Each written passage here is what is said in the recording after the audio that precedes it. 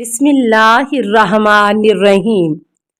السلام علیکہ یا صاحب العصر والزمان۔ جس سے میں نے جس کسی کو بھی قتل کیا ہے وہ سیدھا واصل جہنم ہی ہوا ہے، اور خدا کی قسم اگر حسن و حسین بھی تمہاری طرح یہ کام کرتے تو میں ان کی بھی کوئی طرفداری نہ کرتا۔ وہ میرے ذریعے اپنے مقصد تک نہیں پہنچ سکتے تھے، یہاں تک کہ میں دونوں میں سے صاحبان حق کا حق واپس لے لیتا اور جو تجاوز اور ظلم کیا ہوتا اسے مٹا دیتا۔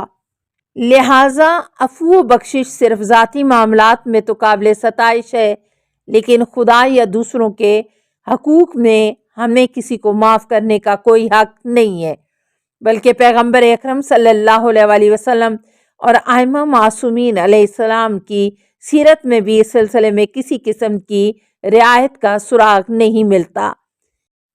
12واں سبق انصاف۔ عدل و انصاف بھی اسلام کے اخلاقی اور سماجی نظام کے ارکان میں اہم رکن کی حیثیت رکھتا ہے۔ معاشرہ اور سماج میں انصاف قائم کرنے کا مطلب یہ ہے کہ جس بات کو بھی ہم عدل و انصاف سمجھتے ہیں اس پر عمل کریں، چاہے وہ ہمارے لیے نقصان دہ ہی کیوں نہ ہو۔ معاشرہ اور سماج کو صحیح طریقے سے چلانے اور سب کے حقوق ادا کرنے کے لیے کچھ ایسے قوانین کی ضرورت ہوتی ہے جس کے مطابق اس نظام کو چلایا جا سکے، اور یہ قوانین ایسے ہونے چاہیے جن میں معاشرے کے مختلف افراد کے درمیان کسی تفاوت اور امتیاز کا خیال نہ رکھا جائے، اور ایسا نہ ہو کہ اگر کچھ لوگ بعض قوانین کو اپنے فائدے میں دیکھیں تو ان پر عمل کرتے رہیں، اور جس دن انہیں نقصان ہونے لگے تو ان قوانین کو تبدیل کر دیں۔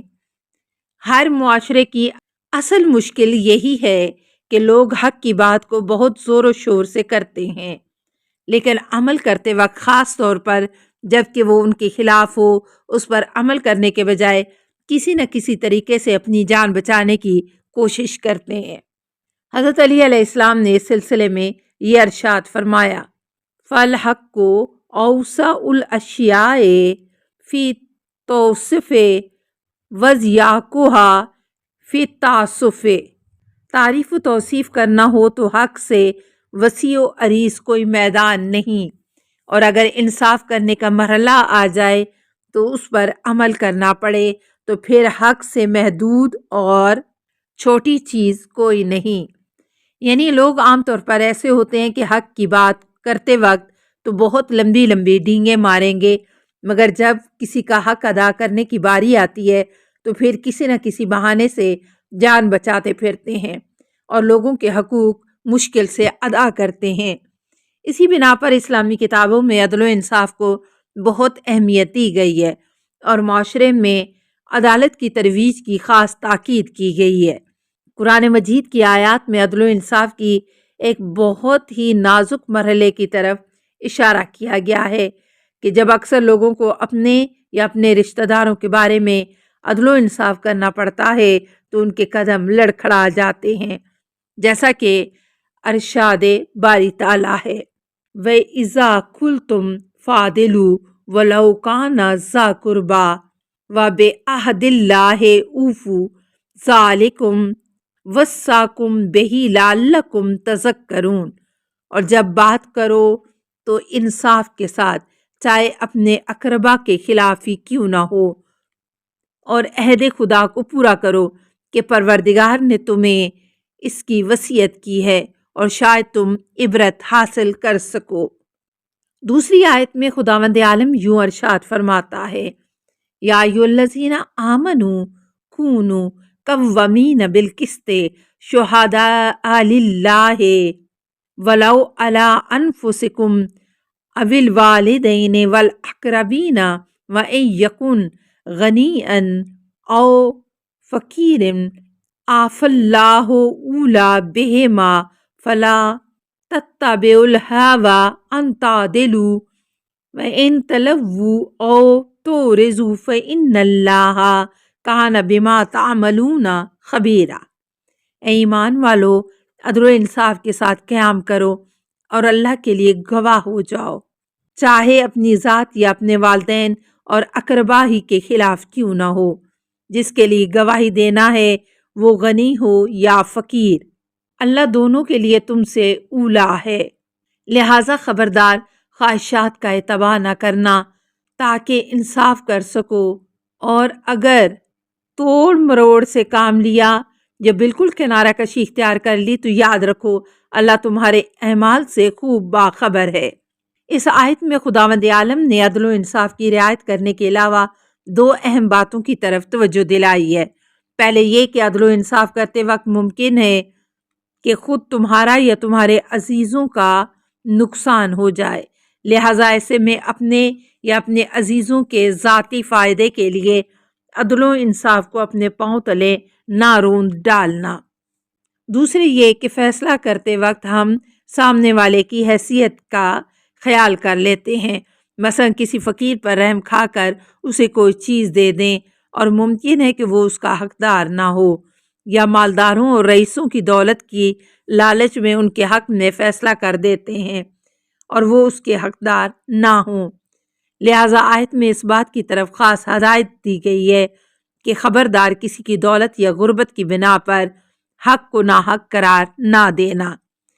اسی مضمون کو خداوند عالم نے دوسری آیت میں یوں ارشاد فرمایا ہے، یا ایھا الذین آمنوا کونوا قوامین للہ شہداء بالقسط ولا یجرمنکم شنآن قوم علی الا تعدلوا اعدلوا ھو اقرب للتقوی واتقوا اللہ ان اللہ خبیر بما تعملون۔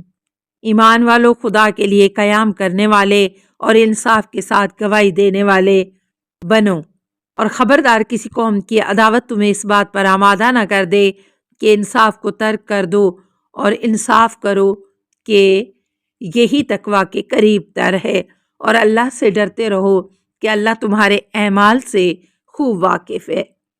اس آیت میں اس بات کی طرف توجہ دلائی گئی ہے کہ دوسروں کی غلطیوں کی وجہ سے تم حق کے راستے سے منحرف نہ ہو جانا، کیونکہ اکثر ایسا ہوتا ہے کہ انسان کسی دوسرے کی برائیوں کی وجہ سے خود بھی انتقام کی خاطر عدل و انصاف کا دامن ہاتھ سے چھوڑ دیتا ہے، اور ایسے مرحلے پر عدالت سے کام لینا بہت مشکل ہو جاتا ہے۔ اس سلسلے میں پیغمبر اکرم صلی اللہ علیہ وسلم اور ائمہ معصومین سے بے شمار احادیث نقل ہوئی ہیں، جن میں سے ہم بعض احادیث یہاں ذکر کر رہے ہیں۔ پیغمبر اکرم صلی اللہ علیہ وسلم کا ارشاد ہے، عادل الناس من راضی للناس ما یرضی لنفسہ وکارہ لہم ما یکرہ لنفسہ۔ سب سے بڑا عادل وہ ہے جو اپنے لیے جو پسند کرے وہی دوسروں کے لیے بھی پسند کرے، اور جو اپنے لیے ناپسند کرتا ہو اسے دوسروں کے لیے بھی ناپسند رکھے۔ اسی طرح آپ صلی اللہ علیہ وسلم نے یہ بھی ارشاد فرمایا ہے، من واصل فقیرا وانصف الناس من نفسہ فذلک المؤمن حقا۔ جو شخص غریبوں کی امداد کرے اور اپنے بارے میں لوگوں کے ساتھ انصاف سے کام لے وہ حقیقی مومن ہے۔ حضرت علی علیہ السلام نے انصاف کو عزت و سربلندی کا باعث قرار دیا ہے۔ السلام علیکہ یا صاحب العصر والزمان، الامان الامان الامان من فتن الزمان۔ السلام علیکہ یا خلیفۃ الرحمن، السلام علیکہ یا امام الانس والجان، السلام علیکہ یا مظہر الایمان، السلام علیکہ یا شریک القرآن، السلام علیکہ یا قاطع البرہان، السلام علیکہ یا امام زماننا ھذا اجل اللہ فرجک وسہل اللہ مخرجک وظہورک۔ السلام علیکہ ورحمۃ اللہ۔ اللہم صلی علی محمد و آل محمد۔